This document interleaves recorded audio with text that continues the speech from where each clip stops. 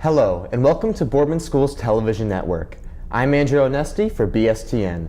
We bring you this edition of Boardman Township Today with our show's host, Mr. Bill Light, Boardman Township Fiscal Officer. In today's program, Mr. Light will give us an update on the township budget process and his responsibilities as Fiscal Officer of Boardman Township. Thanks for being with us today, Mr. Light. My pleasure. Could you share with us the budget for 2015? Sure. This year we had a budget of approximately $24 million. And that is broken down into various pieces inside of the township, allocating so much to each department. And what we do is then take those pieces and on a monthly basis, and we make sure that the township is running in accordance with that financial plan. So out of that $24 million, approximately 70% goes to salaries and wages, and then we break it down by department from that point on. The other expenditures then are spelled out in the departmental budgets. Okay. Does Boardman Township really collect $24 million? Where does that money come from? This year we're going to collect about $17 million. But government accounting is a little unique.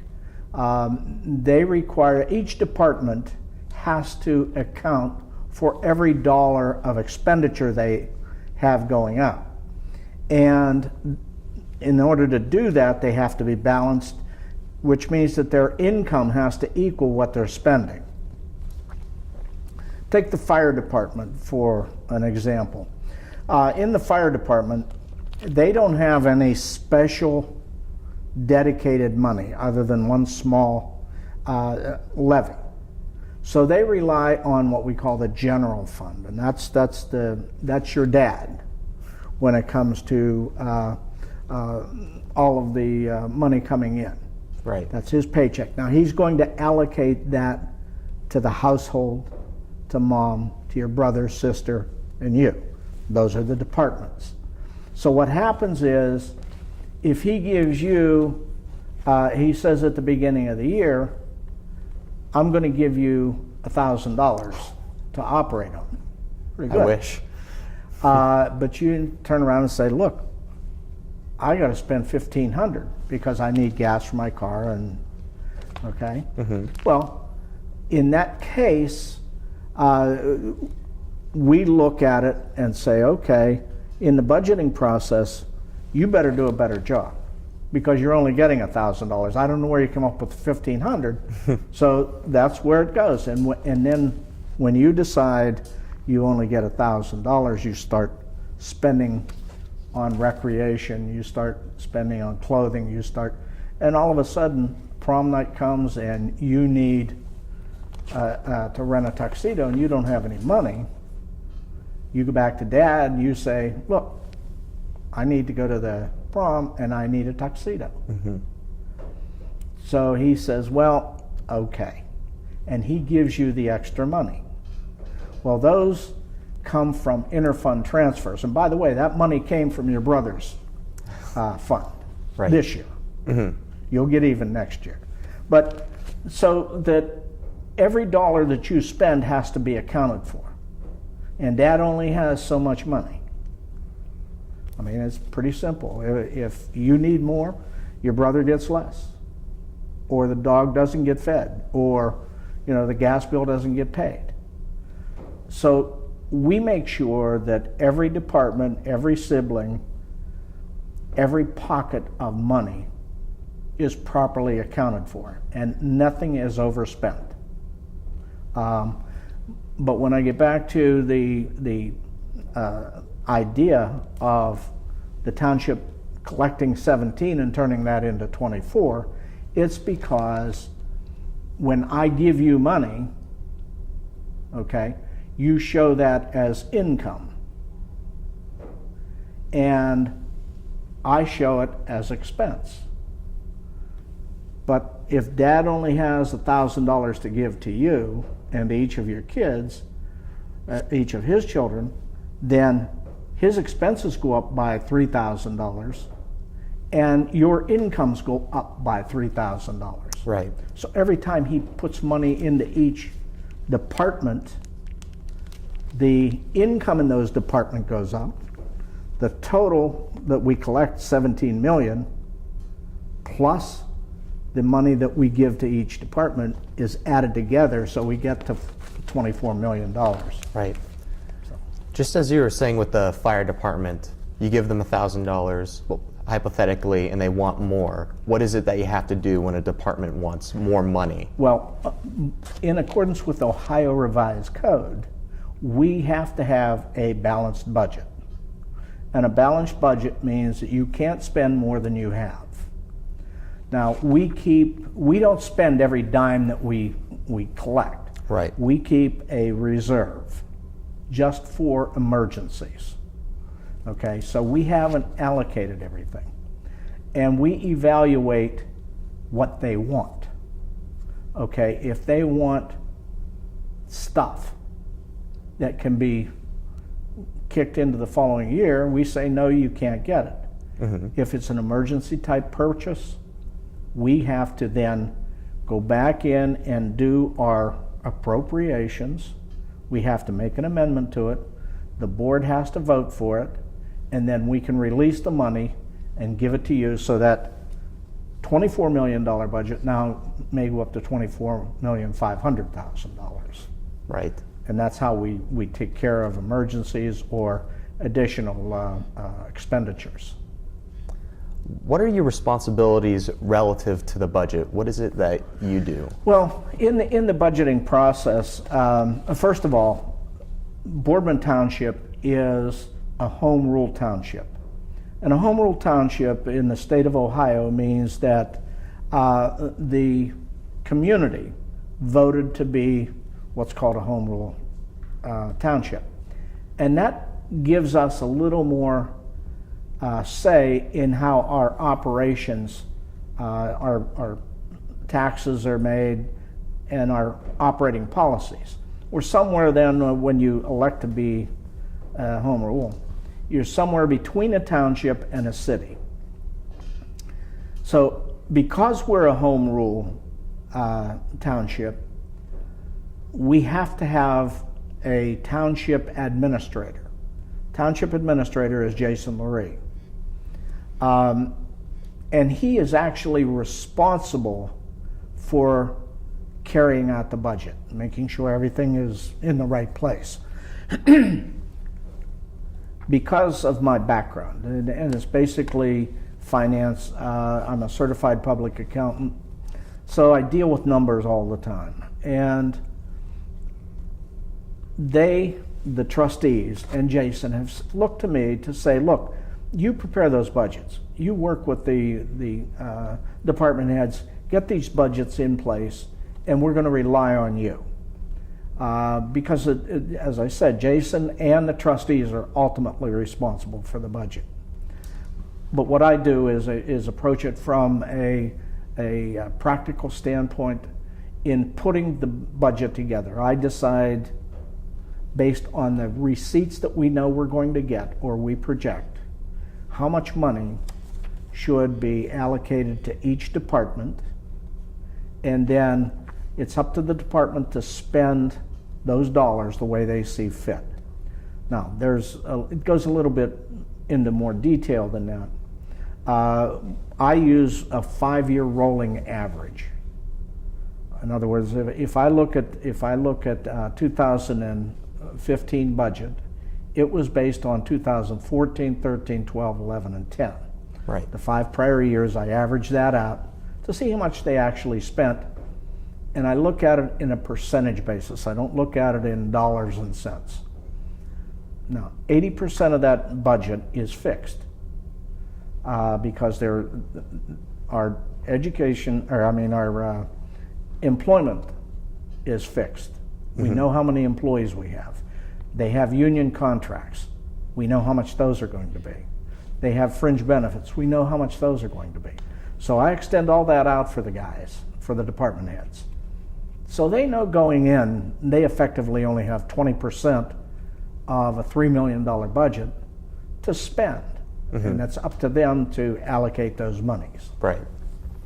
So that I make sure that that happens. Then, as we go along throughout the year, I monitor each department as far as what they're spending and how much they have left, more on how much they have left.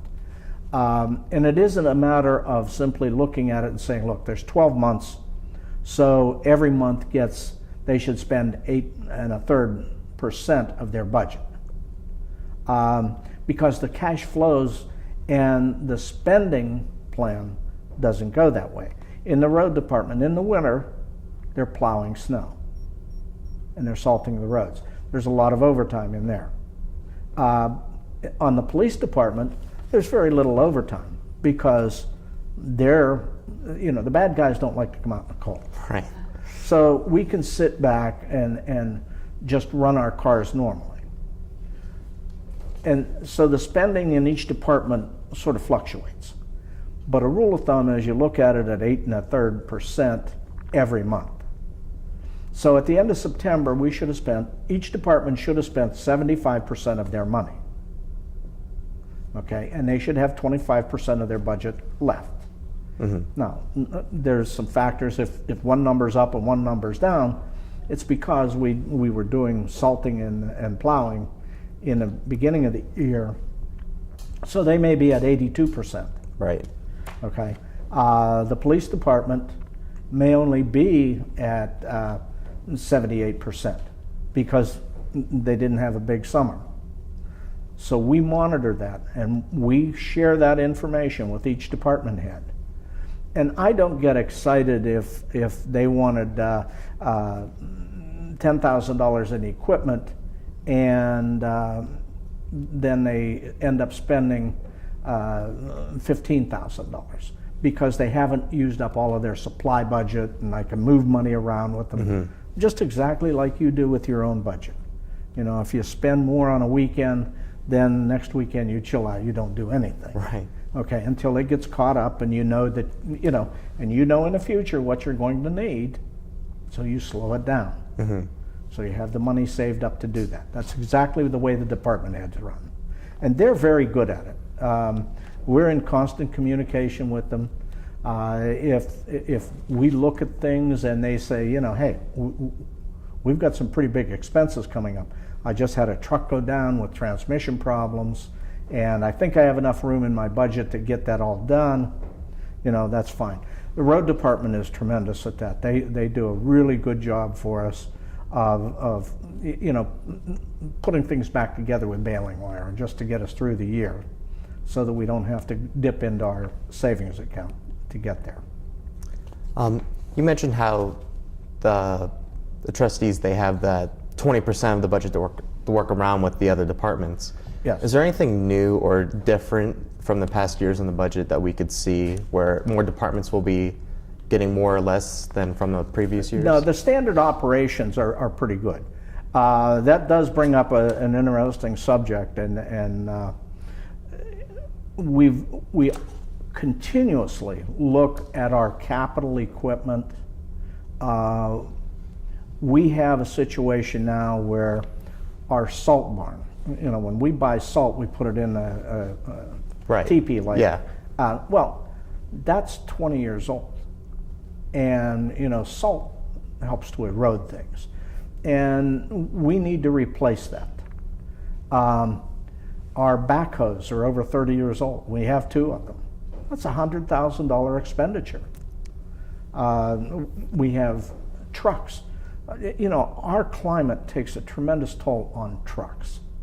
You go out and plow snow and you're pushing tons of snow, it's hard on the truck. In our fire department, we need a new fire truck. Now, that's not like going over to a Chevy dealership and buying a truck. That's a $500,000 investment. Most of our trucks are almost 30 years old. And when you get rated as a community for insurance purposes, if you have a truck that goes over 30 years old, It's not even counted in your apparatus to fight fires. They take it out. So we have to replace a fire truck. Everybody should be aware, if not know the truth, that our main fire station is all 100 years old. We put money into it, and you talk about patching it up with baling wire. We've done that for the last 5 years. We have to do something. And I kind of think that we go through and we project out our budgeting needs. And it looks like we're going to need somewhere in the vicinity of $600,000 in the road department and probably $2.5 million just in the fire department apparatus and equipment. But we have to build a new building, and that's going to be around $3 million. Our police department, our cruisers, we keep them now to where they have 140,000 miles on them before we sell them. Now that's 4 years of operation. So, we're just constantly spending money in those areas. And over the last 5 years, been longer than that, since 2008, we really haven't spent a lot of money on our capital equipment. And it's rapidly coming to a point where we're going to get bit pretty hard. And the trustees are now wrestling with how do we come up with that money. And I kind of think that probably next year, in 2016, we're going to have to ask the community to consider some kind of millage to support just specifically upgrading our capital equipment.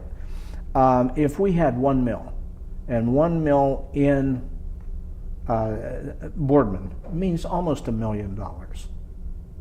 And if you look at those, if you add up all of that capital requirement over a 5-year period, you're going to spend $5 million. So I kind of think that if we had $1 million a year, we could get up to date in five years. Didn't even talk about the quality of our roads right now. They're terrible. Yeah. And the base is eroding. I mean, those roads some of them are over 100 years old. So there's a lot to be considered over the next year. Our trustees, I've been in this office now starting my 24th year. This is the best group I have ever worked with. They hold back from spending money. But it's time. I mean, we just don't have an option now, in my eyes. Mm-hmm. I can't possibly see how we can do what we need to do on the money that we have coming in. The state of Ohio has taken scads of money from us. We lost our personal property tax, which is over $2 million. We lost our inheritance tax, which is over $1 million. Now those are annual incomes that are gone. So, and we haven't asked for any new money over the last 5 years. So I kind of think, that we're going to have to consider something. Mm-hmm.